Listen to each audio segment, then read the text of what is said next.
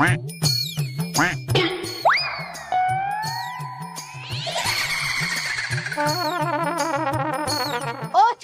ছোট বৌদি, ছোলা খাবা?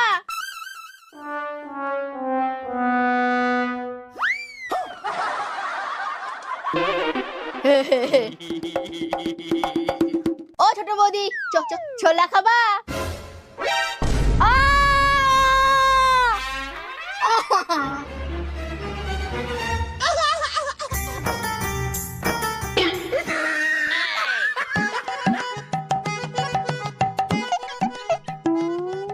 আচ্ছা ডাক্তার বাবু, নাকের উপর সাঁড়াশি দিয়ে চাপ দিয়ে ছোলাটাকে ছাতু বানিয়ে বের করে আনলে হয় না?